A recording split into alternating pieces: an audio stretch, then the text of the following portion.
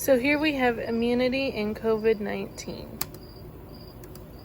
So we're going to start off with the immune system as a whole. We'll be diving into the innate immune system, what all that entails, and the adaptive immune system. So a couple questions for the innate immune response. A couple things to ask yourself. What is it? What are the benefits? What makes this not so inclusive to everything? And who does this involve?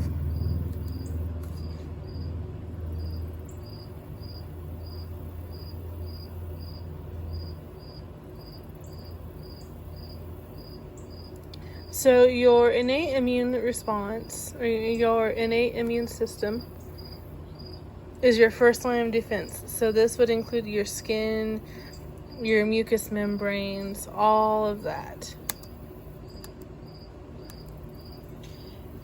So your innate immune system responds the same way to all germs and all substances, all foreign substances, which makes it non-specific with limited power. So your skin's going to act as a physical barrier as well as the mucous membranes.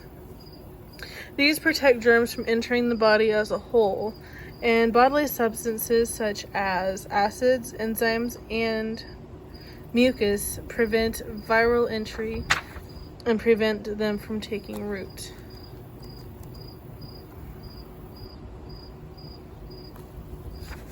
You might be curious as to what happens if it makes it, once we detect a immune foreign body. So the body will take over with specialized advanced cells and proteins. When infection or colonization occurs, one of two things will happen. Either the immune cells will move to that particular area, or immune cells in that area will already be activated. The cells move through the blood vessels, which is why we have inflammation. Inflammation is triggered by chemicals like histamines and cytokines. These are released by injured or infected cells or by macrophages that are already present in that area. Scavenger cells, better known as phagocytes, which are even better known as leukocytes, engulf the germ and consume them. Remnants of these germs then become detected by the innate immune system, or innate adaptive immune system. So other immune cells will release substances to kill this bacteria and germs.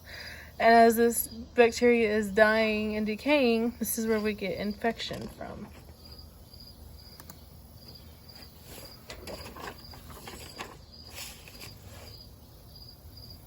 The cells that are needed in response to the IIS are a mix of leukocytes. The leukocytes that are involved in phagocytosis are the neutrophil, the monocyte, the eosinophil, the basophil, and the lymphocyte. Macrophages and dendritic cells also aid in the response time. Dendritic cells morph from monocytes and reside in the tissue closest to the surface and external environment. So those cells are going to be on your skin, nose, lungs, stomach, and your intestine. These dendritic cells also act as antigen-presenting cells that trigger the AIS responses. Mast cells are those little boogers that create and initiate inflammation by secreting histamines. So now we have the adaptive immune system, or AIR. Here's three main questions. What is it? Who is it? And how does it work?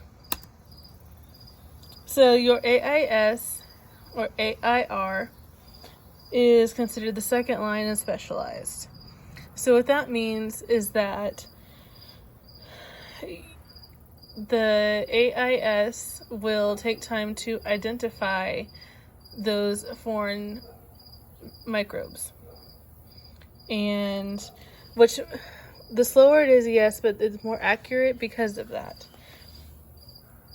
And what's special about this too is that it memorizes those specific cells for the next time that they come across.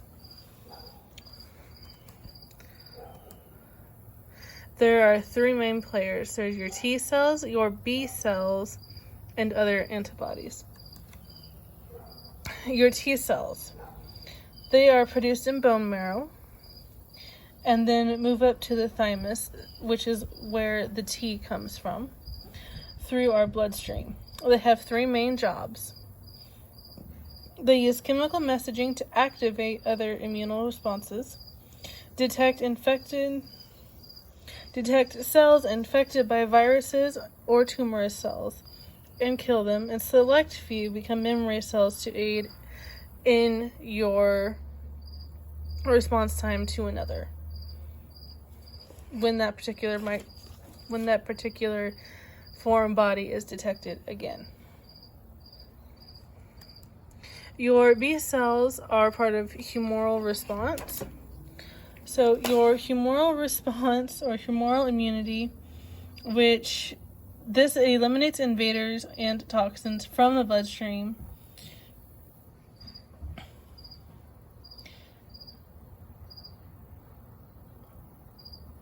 These cells are also formed in bone marrow, formed by the hematopoietic stem cells. Activated stem cells differentiate to become plasma cells or memory B cells. And what this means is that the plasma cells produce a Y-shaped protein or antibodies that eventually bind to the surfaces of the cells, and then your other antigens to help protect against them. So your other antibodies, the big one in this is going to be your helper T cell. So these are only primarily activated or primarily effective when activated.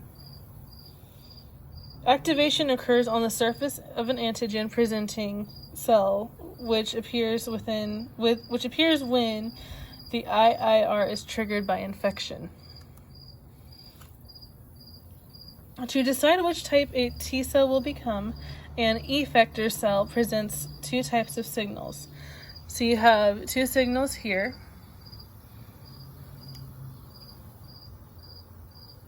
The first one is given by a foreign peptide bound to a MHC or major histocompatibility complex protein.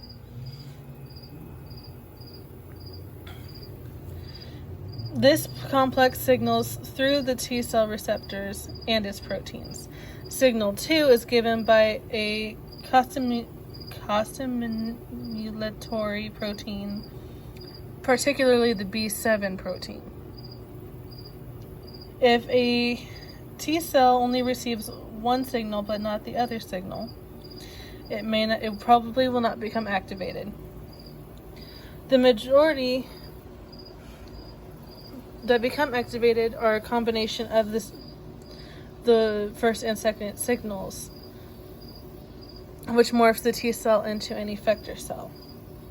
The majority of T and B cells produced in a immunal event are usually eliminated after their job is done.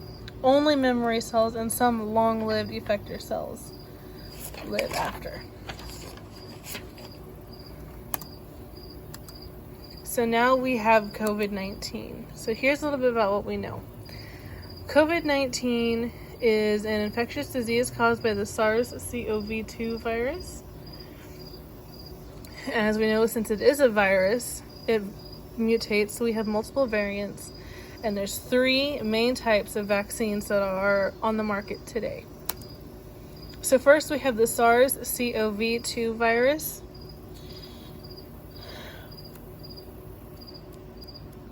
The thing with this is a more present zoonotic disease. In other words, it can be spread from animals to humans.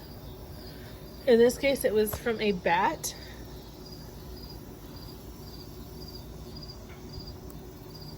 So we have our variants. As we know, obviously our viruses mutate, and some are easier, some don't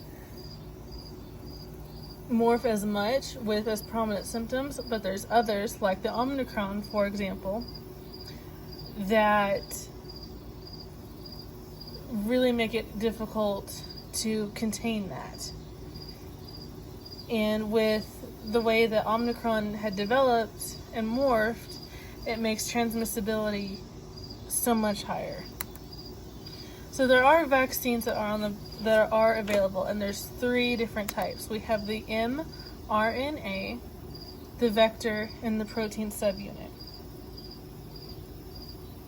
So the mRNA, which is a messenger RNA, which is genetically engineered to give special instructions for the cells to produce the specific S protein that is found on the COVID-19 cell itself.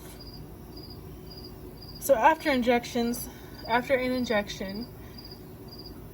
the cells will immediately start creating that S protein. And so this will spur the AIS to come in contact with it and start fighting it. So the next time you come in contact with it again, it's going to be radically attacking all of those viruses. The vector is a very interesting one, because a vector vaccine is parts of a COVID-19 virus infused in the nucleus of a weakened or dead virus. So not only does this vaccine also spur the attack of those proteins, but this also helps to spur on growth of defensive white blood cells. Your Johnson & Johnson is a vector vaccine. Your Moderna is a mRNA, and this protein subunit, which is not common, but what it is different parts of a COVID-19 virus is put into the vaccine, and it is caused, those parts are what's going to help, what they think is going to help stimulate your immune system the most. So in conclusion, pardon me, we have the innate immunity. So your innate immune system, it is your skin, your nose, your mouth. The first thing that a foreign substance is going to come in contact with. And it's generalized, it's not going to be type specific. That's where your adaptive immunity comes into play. Pardon me once again. Your adaptive immunity is what I call double S, slow and specialized. And as it takes time for your adaptive immunity to kick in, it's recognizing what is in your body and how to attack it better the next time.